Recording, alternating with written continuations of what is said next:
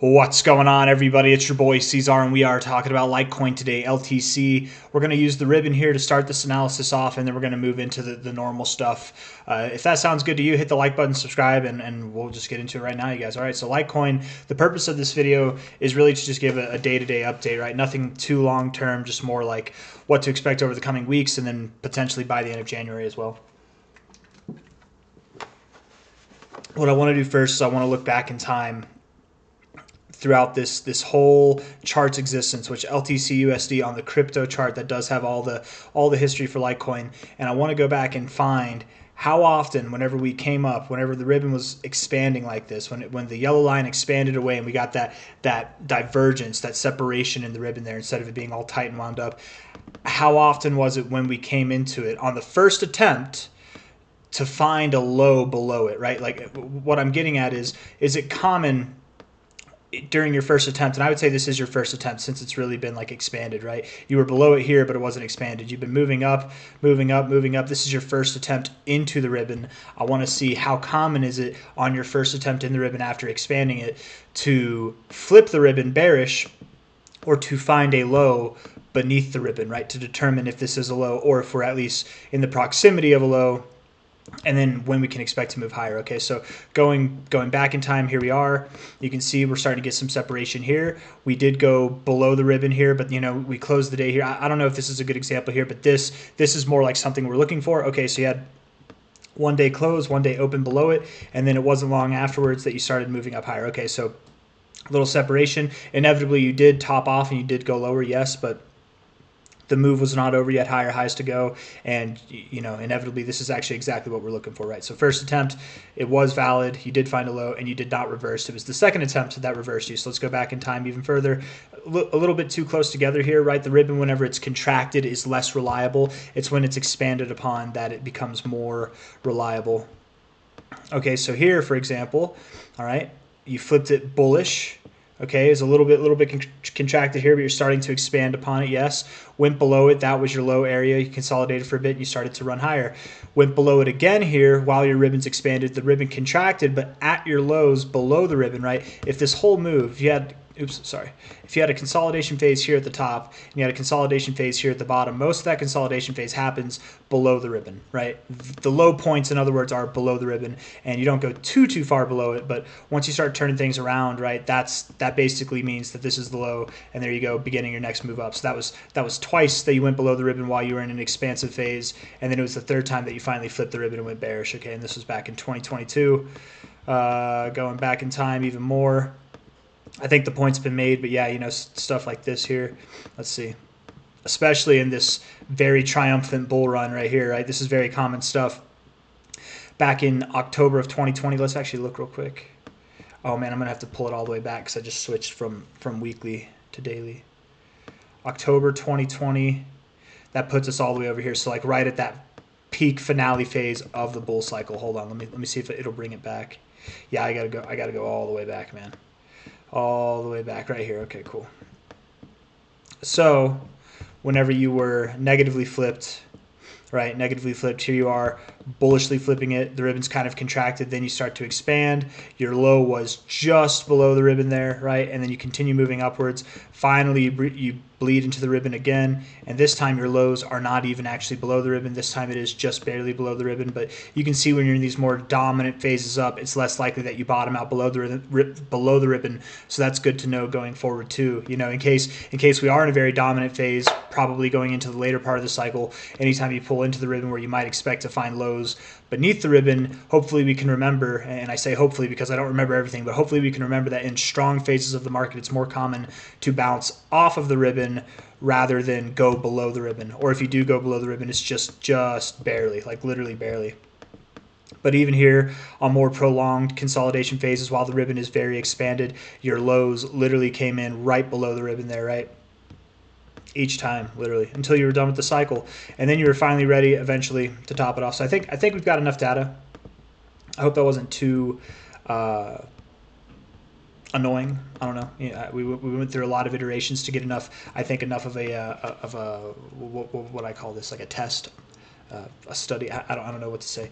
It seems to me that being that we've just flipped the ribbon bullish and we've really just started to expand on the ribbon, and that this is our first attempt below the ribbon, I'm very confident, absolutely confident, there's nothing that would change my mind at all, that that's the low, that we're not going lower. Now, when I say that, we could go lower from here. We're at $99.96 right now. We could go lower. We could go all the way back below $90 even, but I don't think we go below that low. And truthfully, I don't think we go below 90. We probably don't even go below 95.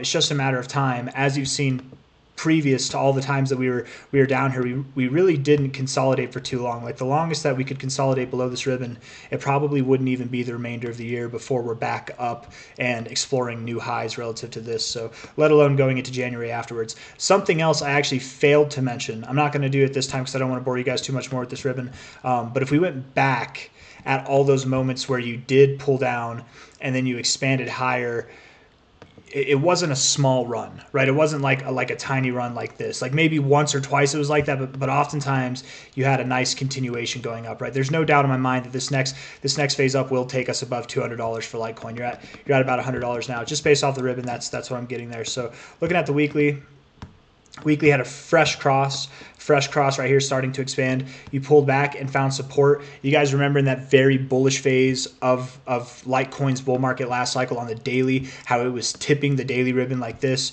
over and over again, and that was really bullish for the daily.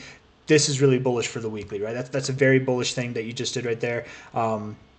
You didn't go below it. You came down, you found support, and you wicked right off of it. That's a very bullish look. And then the monthly is looking like it wants to cross bullish. Maybe after this month closes bullishly, going into January, you will get this bullish cross on the monthly too, and that'll help propel you toward the highs of this overall range that you've been in for multiple cycles. You'll have a monthly cross, and you'll be breaking out of your range. You're just going to be like Bitcoin Cash and a handful of other cryptos that have not broken out of a multi-cycle range like this. You're going to look really, really bullish here pretty soon, is all I'm trying to say. This time here, you didn't have a bullish cross. You just finally expanded on a monthly basis. And from your relative low to your relative high, you saw basically a 10x, a 9.5x in the course of 1, 2, 3, 4, 5, 6, 7, 8 months. You know, that's, what's that, 2/3 of a year, right? So, you know, assuming that we're in that same kind of area here, if this was your first month, you're getting a bullish cross. We're expecting a bullish cross if Litecoin continues to flourish upwards. That's a more bullish signal, in my opinion, than this is here. A bullish cross is a very bullish signal.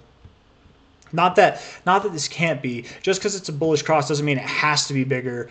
You know, sometimes I guess the more bullish signal would be to maintain a bullish reading rather than to cross bearishly and then come back up. But to me, it almost seems as if this cross was a false cross to the downside, right? It's like you did cross, but you didn't go anywhere with your price action. You didn't.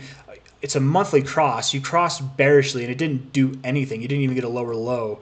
So that to me seems like a false cross, which would be a more bullish signal than a consolidation or a tightening of the ribbons. Either way, I'm expecting that we get some solid upside, right? And last time you saw a 10x from your relative lows. If we were to see a 10x from this relative low, I mean, that takes you to new all-time highs, man. That takes you, it was a 9.5x, that'd be 850%. I mean, that takes you at least to $600. You break above that and all hell breaks loose, man. You're going at least to $2,000 after that. But that's for another video. Let's focus on the more short-term stuff. Very bullish looks. The ribbon tells a very beautiful story. And I know that a lot of people like the ribbon, so I just thought I would go ahead and start that off the video with that, because it's not something that we talk about all the time, but bringing it up a little bit more because people seem to like it. And it's a fairly easy indicator to understand, right? All these lines, all they are is just EMAs, right? That's a 20 moving average, 25, 30. It just goes in iterations of 5. It's all of your exponential moving averages just moving in unison together there. Anyways, LTC on a weekly basis, we got 20 hours, 37 minutes. It looks like we are going to close this week to the red, 17% to the downside. It would be nice. I think a good goal for Litecoin would be to close this week above $100, $105 really. Even more so, I think, if we could close it above 113. Make it 115, nice round number. If we look at the relative low here to the relative high, you pulled all the way back down to your 0.5, couldn't even hit it. This is a very, very shallow kind of retracement, actually. Closing above your 382 is a very bullish thing. So even if you don't close above 100 or 105 or 113 or whatever, I think it's fine. closing above 97 is the ideal thing at least, right? And then we can hopefully, hope for a $105, $113 price by the end of today. But I don't know if that happens so much. Let's look at the daily. Daily here, lower lows in your RSI, lower lows in price, but that's fine. Sometimes that happens. It does appear to be a correctional phase that we're in right now. Corrections tend to be 1, 2, 3-legged patterns, a little ABC correction there. If we look at the relative low to the relative high again, you're right on that 382, right at previous areas of resistance. I'm very confident that's your low, and it's just a matter of time, right? If it's not today, it's over the coming days that you'll be moving back up here to the highs of this downward sloping trend, and you probably break it on this next attempt, sending you again, probably cascading really all the way up to prices that are, anywhere from, I would think, at least like $230 to potentially $300 by the end of January. That's kind of the expectation there, right? And where I'm getting that from, first and foremost, if we look at this on a price perspective, that's a serious area of resistance there. You found support on it here. You found resistance on it here. You found resistance on it there. If we go back in time, a little bit of resistance here and a little bit of support there as well. So somewhat of a significant area there.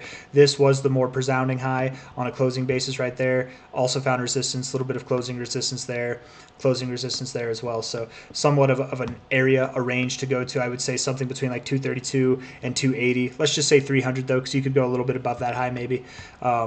We take an overall high to low. You've been consolidating below your 382 here, this 382 on this overall fib. Generally speaking, whenever you break out of something like this, I would expect you at least go to your 61869 area, which I'm gonna delete these white lines here. But just notice real quick, these white lines, they encompass the 786. That's what I want to point out. These white lines, this area that we had before I pulled up the fibs, they encompass the 786. I'm going to delete the white lines now. Again, those are based off of the price action. The fibs are based off of the high to lows, okay? Generally speaking, when you have a consolidation like phase like this, you break above your 382, man, back testing it for support's beautiful, but you tend to go to your 61869 at least. That's the target area. But with what you're doing now, it wouldn't surprise me if you went all the way up to your 786, 886 area. And personally, I don't know if I see you getting to your 886, but going right to your 786 and finding some resistance there, I could see that. It's kind of an in-between this high and this high, you know what I mean? Like that's fine, and that would be, right there at $253. Maybe you go just below the 786. I don't see that happening so much. Going just above it, I could see that more so, making a case out for that $280, $300 price more so. And if this were to happen, just assuming based off the move that we're in right now, I would assume that it would happen at a pretty fast pace. And, beginning of February, but probably likely by the end of January is whenever we'd see this move come into full fruition. That's kind of my expectations at the moment. And we'll go from there. I don't really know if I have anything else that I want to say, you guys. Let's see. Daily RSI looking not bullish here, but whenever you look at it overall, you're literally at the same area. Look at this low, right? You found a low here in your RSI. You found a low here, here, here. We look at the price. We zoom it in here so we can get a little bit of a better, low right here. That was a low. The next higher low that you had was here on the RSI. The next higher low you had was here. The next higher low you had, you'd be surprised. It's right there. Maybe not so surprised. And then all these lows, they're up here, whatever, very bullish lows. But now, of course, your next low in this section comes right at the same area that you found those before on a daily basis. This is a significant time frame. There's no doubt. I've said it before. There's no doubt in my head that that was your lowest price that you're going to see. I don't even believe that you close a day below 99, below $100 again, essentially. I don't think you close any days below $100 again, Litecoin. That means today you will likely close above 100. Hopefully we can get you to close above at least 105, but I can't see this RSI going too much lower. That's why, right? The 4 hours got that bullish divergence with the higher lows there, lower lows. Yeah, it looks very good. So I definitely believe that you're in some kind of move up overall, right? Move up. Oh, that was not a good line. Move up. You're consolidating now, and you're about to break out of that consolidation and continue your move up. It's my kind of expectation. So if that sounds good to you guys, hit that like button, subscribe if you want to see more content like this. I feel like I did a good job at detailing where I expect the price to go. Is it a good time to buy? Absolutely. I think it is. By the end of the cycle, the targets still remain 2,100 to potentially 6,300 or higher until proven otherwise, guys. Those are the targets. So that's it. That's all I got for you. If you like the video, hit the like button, subscribe if you want to see more content like this. Thank you all for being here. I'll see you on the next one. Take care of yourselves. Bye.